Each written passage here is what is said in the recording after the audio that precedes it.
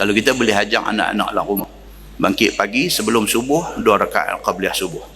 Nak tidur kok mana pun paling tak ada 1 rakaat witir. Kalau hak tu kita boleh pahat masuk dalam diri anak kita, kita tak ada esok ni dia duk buat benda tu lagi, cerah kubur kita. Cerah kubur kita. Kalau kita ada anak tuan-tuan, kalau kita ada anak yang boleh buat benda ni, hak fardu tentu dia buat. Hak fardu tentu dia buat. Dia boleh ni kok mana pun sebelum subuh 2 rakaat dia buat. Kok mana pun nak tidur 1 rakaat kurang-kurang witir dia buat ataupun 3. Kalau dia boleh istiqamah dengan benda tu, kalau anak kita ni boleh istiqamah dengan amalan itu, tuan-tuan, berbaloi kita belah dia. Kan Nabi kata apa? Iza mata banu Adam inqata'a amaluh illa min salasin. Mati satu orang manusia, semua sumber pahala dia stop. Kalau mati satu orang manusia, Nabi kata inqata'a amaluh, semua sumber pahala dia stop. Ustaz, ni kita duk panggil orang main tahlil di rumah apa semua, takkan tak boleh kirim pahala kat dia? Tidak ada janji dalam hadis.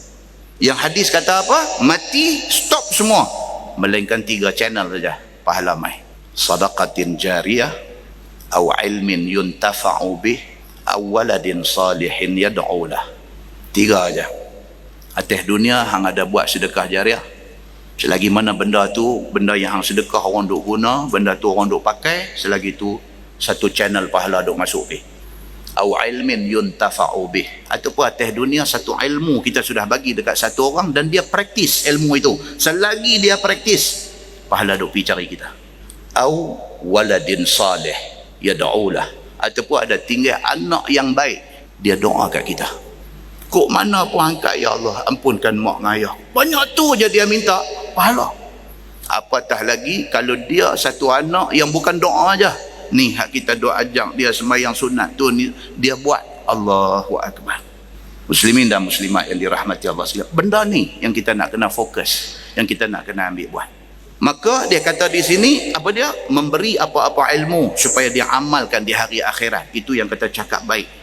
Ataupun menunjukkan padanya i'tiqad yang baik dan juga i'tiqad yang disuruh syarak pakai, ataupun kita make sure keluarga kita, terutamanya kawan rakan kita, adik-beradik kita dan sebagainya, mereka ni beriktikad dengan i'tiqad yang betul. Takut tuan-tuan, takut lah ni dengan takut. Dalam kawasan kita ni pun ada. Tadi pejabat agama tadi pun beritahu, ada dah dalam kawasan kita di Bertam ni sudah ada satu ajaran yang menyimpang, sudah ada dan sedang bergiat aktif. Dah ada dah. Siapa yang pergi sangkut, wallahu a'lam.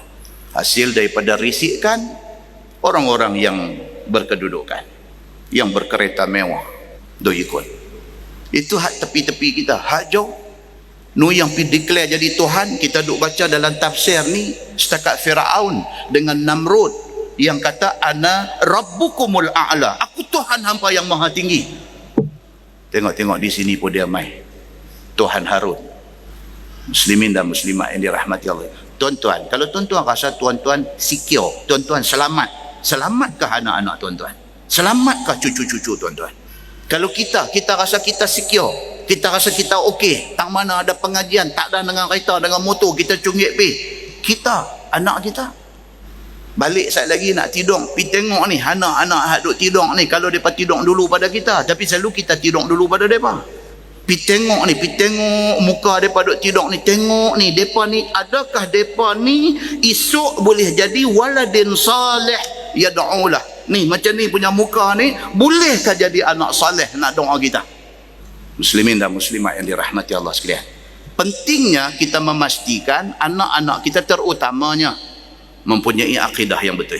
Kalau kita ajak mereka sampai mereka berakidah betul, ni kita itulah sudah membuat satu cakap baik yang membawa pulangan hasil untuk akhirat. Ataupun dia kata ajar akan dia mengaji Quran, ataupun setidak-tidaknya anak kita mengaji Quran yang dia boleh mengaji itu, kita yang start ajak.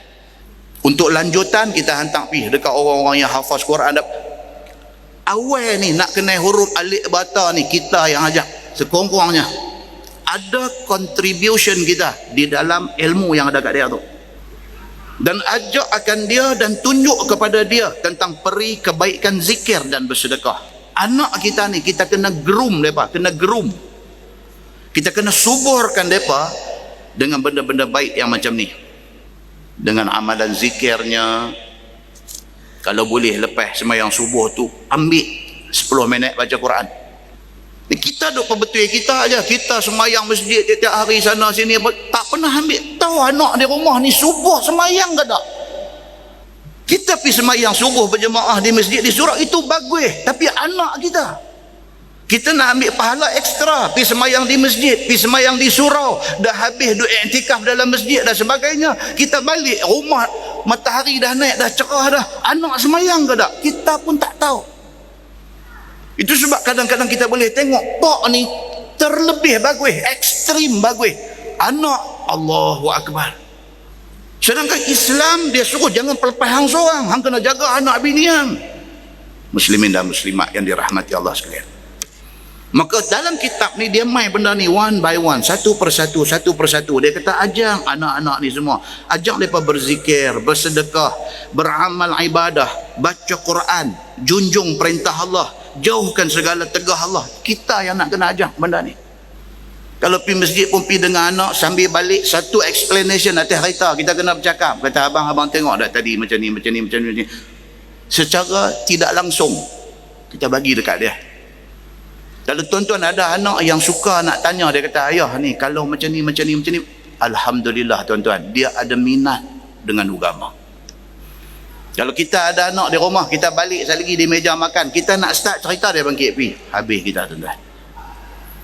Tak pernah dia bagi masa nak duduk dengan kita, nak dengar kita bercakap pasal agama ni. Tak pernah dia bagi masa, dia hangat duduk dengan kita, dia nak pergi ya. Habis kita tuan-tuan. Itu semua adalah indikator yang menunjukkan kata tak kena tantang mana dengan budak ni.